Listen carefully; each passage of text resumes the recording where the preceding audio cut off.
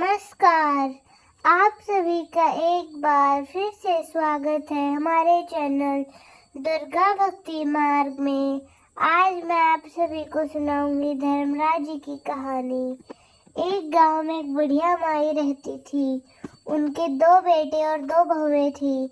बुढ़िया माई धर्मराज जी की भक्त थी और दान पुण्य भी बहुत किया करती थी। बुढ़िया माई के जीवन में बस एक ही कमी थी, वह कभी मंदिर, सत्संग या तीर्थ स्नान के लिए नहीं जाती थी। एक बार गांव के मंदिर में सत्संग का आयोजन हुआ। उसके बेटे उसे कहने लगे, माँ सारा दिन घर में ही धर्मराज जी को याद करती हो, कभी मंदिर भी जाया करो।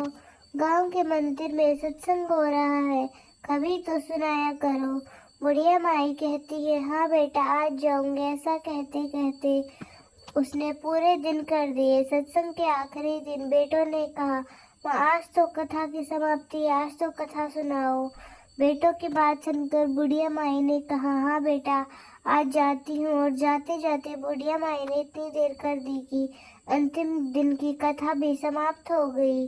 जब बुढ़िया माई घर से निकली तो धर्मराज जी बूढ़े ब्राह्मण का भेष धरकर आए और पूछा, बुढ़िया माई कहाँ जा रही हो? बुढ़िया माई ने कहा, सत्संग सुनने जा रही हूँ। ब्राह्मण वेशधारी भगवान बोले, अब वहाँ जाकर क्या करोगी? कथा तो समाप्त हो गई है।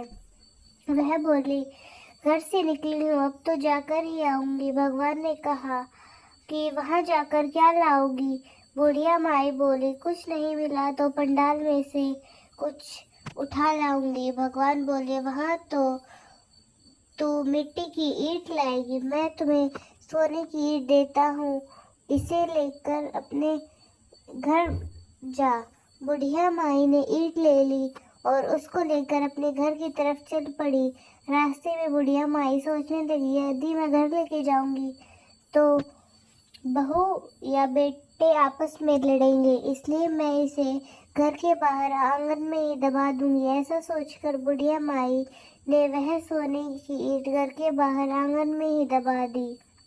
ईंट तो बुढ़िया माई ने दबा दी, पर बुढ़िया माई का सारा ध्यान उन ईंटों पर ही लगा रहता था।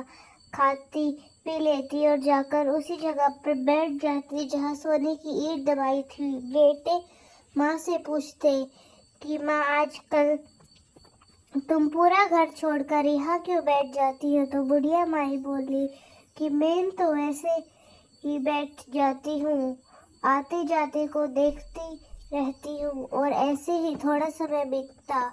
बुढ़िया माई मर गई। धर्मराज जी के दूत बुढ़िया माई को लेकर धर्मराज जी के पास पहुंचे। चित्रगुप्त ने सारी बात बताई। धर्मराज जी को कहा, अब इसे किस योनि में भेजे? धर्मराज जी बुढ़िया माई को कुतिया की योनि में डाल दिया। कुतिया बनकर भी वह उसी स्थान पर जाकर बैठती जहाँ सोने की ईंट होती है। कुतिया को देखकर बेटे बहू सोचते हैं कि पहले यहाँ माँ बैठती थी, अब यह कुतिया, इसे तो यहाँ से भगाना पड़ेगा वरना यह किसी को काट लेगी। ऐसा कहकर एक बेटे ने कुतिया को जोर से डंडा मारा, जिसकी चोट वह सहन न कर सकी और वह मर गई। मरकर फिर धर्मराज जी के पास पहुंची। इस बार धर्मराज जी ने उसे सांप की योनि में सांप बनकर वह सोने की ईंट वाले स्थान पर पहुंची और उस स्थान के आसपास फिर से रहने लगी। बेटों ने सांप को उस स्थान पर देखा तो फिर सोचने लगे कि पहले यह माँ, फिर कुतिया और अब यह सांप, क्या हो रहा है? यह सांप तो किसी को भी काट लेगा। अब एक बेटे ने डंडा उठाया और सांप को मार दिया। मरकर फिर धर्मराज जी के पास पहुंच गया। उसे देखकर धर्मराज जी के दूत कहने लगे, महाराज यह तो फिर से आ गई। इस बार धर्मराज जी ने उसे चींटी नगरी के रूप में वहीं स्थापित कर दिया जहां उसकी सोने की ईंट दबी थी। अब जब आंगन में चींटियां ही चींटियां हो गई तो उसके बहू बेटे बहुत परेशान हो गए थे, क्योंकि सारा घर चींटियों से भर गया था। ना ही भोजन बना पाते, ना ही खा पाते और ना ही चैन से सो पाते। दुखी होकर धर्मराज जी से प्रार्थना करने लगे कि यह क्या माजरा है। तब धर्मराज जी बूढ़े साधु के वेश बनाकर आए और आकर द्वार पर आवाज लगाई, साधु भूखा है, भोजन करवा दो। बुढ़िया माई का बेटा बाहर आया और बोला, महाराज हम तो खुद भूखे बैठे हैं, हमारे घर में तो चींटी नगर का वास हो गया है, ना तो हम भोजन बना पाते हैं ना ही सो पाते हैं, हम तो बहुत दुखी हो गए हैं, आप ही कोई रास्ता दिखाओ। तब साधु बेशधारी भगवान बोले, तुम कुदाल लाओ। कुदाल आया और उस स्थान को खोदा गया जहाँ सोने की ईंट दबी हुई थी।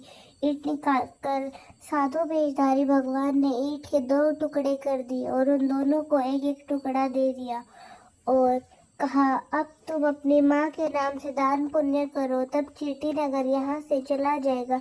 यह कहकर साधु बेशधारी भगवान चले गए। उनके जाने के बाद दोनों भाई इस बात को लेकर लड़ने लगे कि माँ के नाम से दान पुण्य तुम करोगे और दूसरा कहने लगा कि तू कर।